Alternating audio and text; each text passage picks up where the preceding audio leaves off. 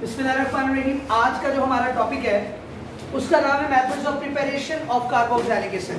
Carboxylic acids को हम कैसे प्रिपेयर कर सकते हैं, इनमें से चंद एक मेथड्स आपने पहले भी पढ़े हैं।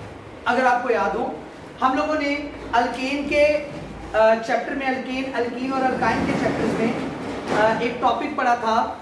उस टॉपिक में हमने पढ़ा था कि किस तरह से कैटालिटिक ऑक्सीडेशन होती है अल्केन की, और फिर कैटालिटिक ऑक्सीडेशन हम करते हैं अल्कोहल की, फिर कैटालिटिक ऑक्सीडेशन हम करते हैं एल्डिहाइड की, और फिर कैटालिटिक ऑक्सीडेशन होती है उसकी एल्डिहाइड की, जिससे हमारे पास क्या बन जाता है, कार्बोक्सिलिक एसिड। अच्छा, अब इसमें होता क्या है कि एक्चुअली अगर आपको याद हो कैटालिटिक ऑक्सीडेशन सही तरह, तो उसमें हमने पढ़ा था कि अगर हम कैटालिटिक ऑक्सीडेशन करें एल्डिहाइड या कीटोन की, तो हमारे पास क्या बनता है, कार्बोक्सिलिक एसिड। तो अब जरा देखिएगा, ऑक्सीडेशन ऑफ अल्कोहल, हम ऑक्सीडेशन करने जा रहे हैं अल्कोहल की, और खास तौर पे ध्यान रहे यहां पर हमने प्राइमरी अल्कोहल लेनी है। क्या लेनी है? Primary alcohol. टर्शियरी अल्कोहल की ऑक्सीडेशन नहीं होती, जिसकी रीजन हम आपको बताएंगे इंशाल्लाह, और सेकेंडरी अल्कोहल की भी ऑक्सीडेशन हो जाती है। लेकिन यहाँ पर हम ले रहे हैं प्राइमरी अल्कोहल, और प्राइमरी अल्कोहल की ऑक्सीडेशन के लिए हम यहाँ पर ले रहे हैं K2Cr2O7, जो कि एसिडिफाइड है, जो कि नेसेंट ऑक्सीजन प्रोवाइड करेगा। क्या प्रोवाइड करेगा? अच्छा, जब ऐसा होगा, ये रिएक्शन आपने पहले भी पढ़ा है, तो आपके पास बन जाएगा एल्डिहाइड। क्या बन जाएगा? जब आप एल्डिहाइड की ऑक्सीडेशन करोगे तो आपके पास बन जाएगा कार्बोक्सिलिक एसिड। अब कैसे बनेगा जरा गौर फरमाएं। ये आपके पास था इथाइल अल्कोहल, इसकी हम कर रहे हैं नेसेंट ऑक्सीजन से ऑक्सीडेशन, जो कि प्रोवाइड करने वाला ऑक्सीडाइजिंग एजेंट कौन सा है, एसिडिफाइड K2Cr2O7। याद रखिएगा, ये जो एसिडिफाइड K2Cr2O7 है, potassium dichromate, that is actually a strong oxidising agent. ये एक स्ट्रॉन्ग ऑक्सीडाइजिंग एजेंट है। क्या है बेटा जी? Strong oxidising agent.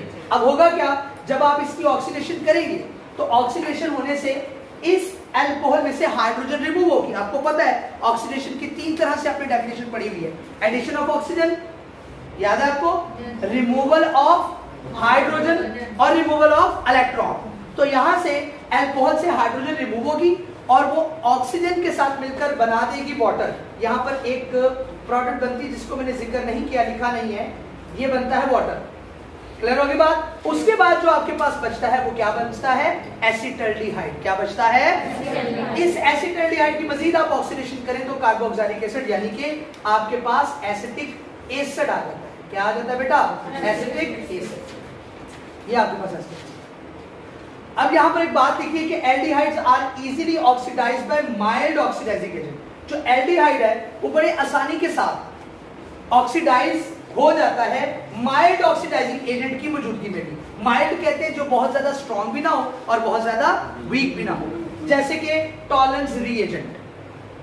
अब आगे आ जाए, फ्रॉम अल्केन नाइट्रिल्स। अल्केन नाइट्रिल से भी आप बना सकते हो कार्बोक्सिलिक एसिड। कैसे? यहां देखिए, आपने मिथाइल नाइट्रिल ले लिया, इसको वाटर से मिलाया, एसिड के साथ मिलाया, एसिडिफाइड वाटर और एसिड की मौजूदगी में आपने इसको रिएक्ट करवा दिया।